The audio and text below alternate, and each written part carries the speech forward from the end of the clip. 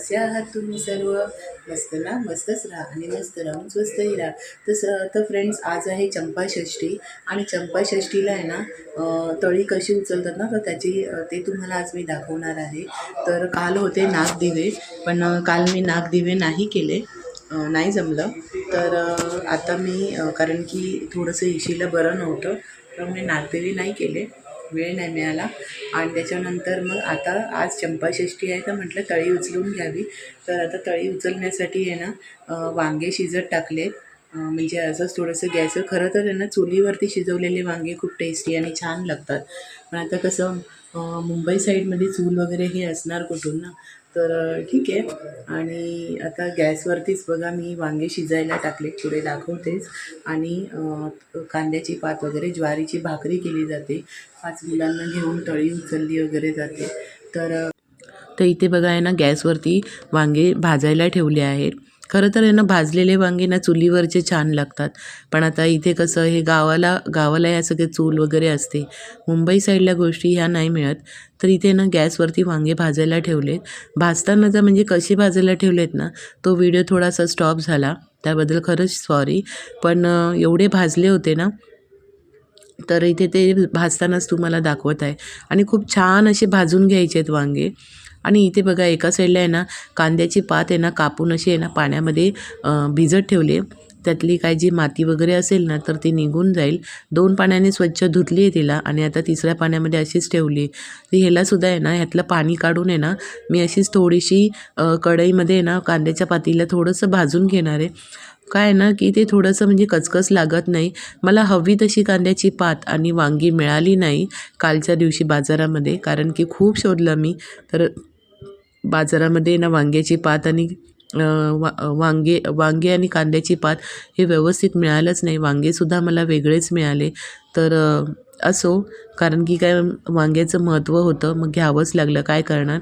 तर घेतले इथे वांगे आणि भाजत ठेवलेत. आणि त्याच्यानंतर हे आहे कांद्याची पातं. ह्याला आहे ना मी आता एका कढईमध्ये काढून गॅसवरती सगळं पाणी काढून आहे ना अशीच थोडीशी भाजू देणार आहे. म्हणजे हिलासुद्धा असंच बिना तेलामध्येच अशी फ्राय करणार आहे. तेल बिलकुल पण नाही टाकणार आहे.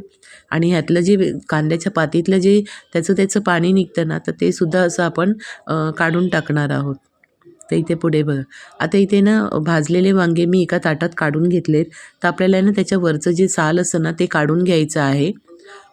जे काळं जे भाजलेलं एकदम करपट झालेलं जे साल असतं ना, ते पटकन सगळं काढून घ्यायचं आहे. तर इथे थोडासा व्हिडिओ मी फास्ट फॉरवर्डमध्ये दाखवते, कारण की काय होतं ना मग व्हिडिओ खूप मोठा होतो आणि आमच्यासारखे बघायला कंटाळा करतात, तर ते करू नये. म्हणून काही ठिकाणी मी व्हिडिओ थोडा फास्ट फॉरवर्ड केलेला आहे.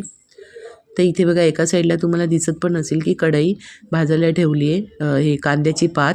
आणि आता इथे बघा मी ना एकच मिरची घेतली आहे, कांदा घेतला आहे मीडियम साईजचा, टॉमॅटो घेतलेला आहे आणि इथे आहे ना हिरवी मिरची, लसूण आणि कोथिंबीरचा ठेचा असं वाटण घेतलेलं आहे मी. आणि भाजलेलं वांगं आणि कांद्याची पात. तर इथे ना आता मी गॅस लावला आहे आणि तेल टाकणार आहे कढईमध्ये. थोडेसे मी जिरे टाकले आहेत. तर काय होतं ना, जिऱ्यामुळे ना आपल्याला थोडे पोटाला वांगे बाधत नाही. जिरं थोडं डायजेस्टिव्हचं हे करतो, काम करतो म्हणून. तर इथे ना मी एक कापलेली मिरची होती ना ती टाकली आहे आणि जे ठेचा टाकला होता ना तो आहे हा. तर चांगला असं तेलामध्ये ना आपल्याला फ्राय करून घ्यायचा आहे ठेचा. म्हणजे खूप छान असा स्वाद येतो त्याचा आणि खूप सुंदर असा सुगंधसुद्धा.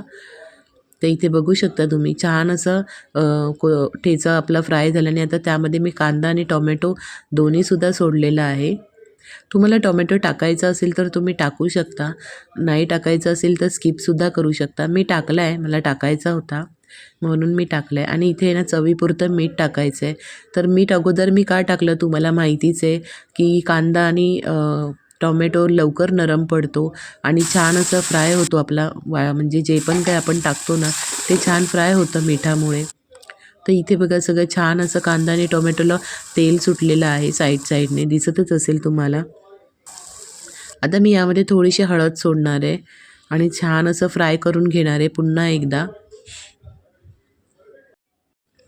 तर बघा इथे खूप छान असं मस्त फ्राय झालं आहे कांदा आणि टोमॅटो.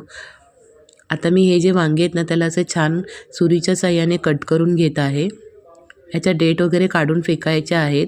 डेट नाही टाकायचं आहे. तसं छान आहे ना, आपण तुम्हाला हवं तसं तुम्ही कट करू शकता किंवा तुम्ही आहे ना ह्याला जे वरवंटा असतो ना त्याने सुद्धा थोडासा ठेचू शकता. म्हणूनच त्याला भरीत बोलतात. तो भरीतसारखा होतो मग. तर इथे आहे ना भाजलेला जास्तीचा होता म्हणून मी काही वरवंट्याने ठेचला नाही. पण तुम्हाला जर ठेचा पण जर वांग्याचा खायचा असेल ना तर त्याचीसुद्धा मी रेसिपी तुम्हाला लवकरच दाखवेल. खूप छान लागतो तो सुद्धा.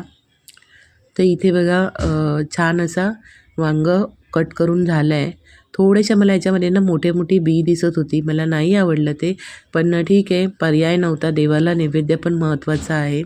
तर इथे ना आम्ही काय जेवण बनवलं होतं तर डाळ-भात, शिरा. कारण की खंडोबा देवासोबत आहे ना म्हाळसा देवीलासुद्धा नैवेद्य दाखवला जातो. म्हणून आहे ना गोड काहीतरी बनवायचं असतं. तर पुरणपोळीचा बेत होता. पण तो आहे ना कॅन्सल करून आम्ही शिरा बनवला आणि डाळ-भात वगैरे असं केलं होतं. तर वांग्याचं भरीत, डाळ-भात, बाजरीची भाकरी आणि शिरा प्रसादाचा असं केलं होतं. जेणेकरून म्हाळसा देवीलासुद्धा प्रसाद दिला जाईल. त्यांनासुद्धा नैवेद्य होईल म्हणून. तर इथे बघा मी आहे ना वांगे आणि कांद्याची पात एकत्र टाकून दिलं आहे आणि आता छान असं मिक्स करून घेणार आहे. तर इतकं छान ठेचा भरीत झालं होतं ना, तुम्हाला काय सांगू. खूप टेस्टी आणि एकदा तुम्ही नक्कीच बनवून बघा आणि भाकरीसोबत ज्वारीच्या किंवा बाजरीच्या भाकरीसोबत तो अप्रतिम लागतो. तुम्ही नक्कीच बनवून घ्या आणि मी थोडंसं ना ह्याच्यामध्ये शेंगदाण्याचं कूटसुद्धा टाकलेलं. शेंगदाण्याच्या कुटाने सुद्धा छान अशी चव येते त्याला. छानसा टेस्ट येतो.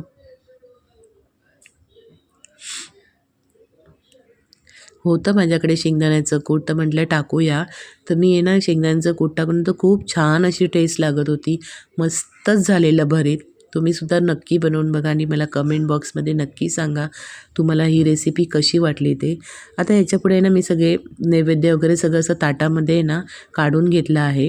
तशा मी छोट्या भाकरी केल्या होत्या देवाच्या आणि मुलांच्या नैवेद्यासाठी. कारण की आहे ना तळी उचलायला 5 मुलांची गरज असते. तर इथे बघा आहे ना डुगूचे पप्पा आणि 3 मुलं अशी बाहेरून असे 5 जण आलेच होते. तर असं हे केलं आणि बघा आता इथे सर्व आहेत ना ते खंडोबा देवाला ना भंडारा चढवतात ते. तर फ्रेंड्स व्हिडिओ न स्किप न करता इथे पूर्ण बघा. खूप छान आहे व्हिडिओ. तुम्हाला नक्कीच आवडेल. डुग्गूसुद्धा भंडारा लावतोय बघा आणि तो पण हात जोडतोय, देवाकडे प्रार्थना करतोय. त्याच्यानंतर माझ्या मिस्टरांनी सर्वांना असा भंडारा वगैरे लावून घेतला. डुगूलासुद्धा लावला, स्वतःलासुद्धा लावला. ह्याच्यामध्ये ना सर्व असं जे पण तळी उचलणारे येतात ना मुलं किंवा माणसं, तर त्या सर्वांना पहिला भंडारा लावून घेतला जातो.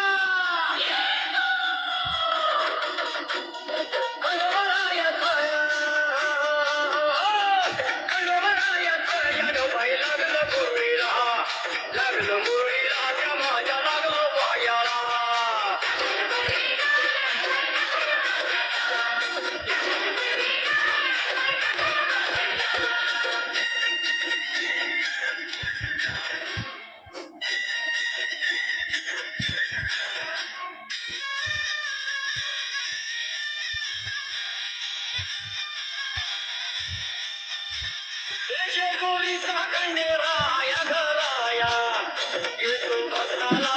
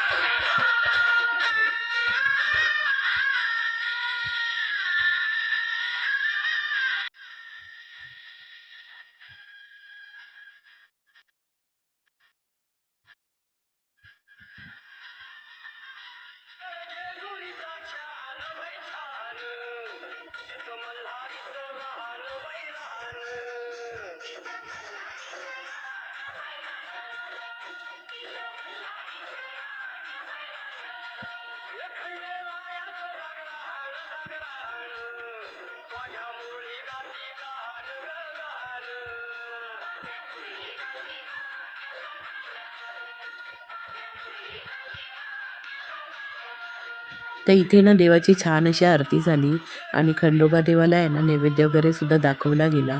तर तुम्ही म्हणत असाल की कलश का उचलला? तर कलशच्या आतमध्ये आहे ना खोबऱ्याचा वाटी होती, त्यात भंडारा होता आणि त्यातच देवाचा खंडोबारायाचा टाक होता.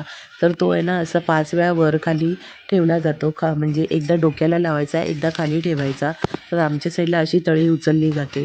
तर इथे बघा आहे ना आता सासूबाई सर्वांना देवाचा एक-एक भाकरीचा नैवेद्य देत आहे.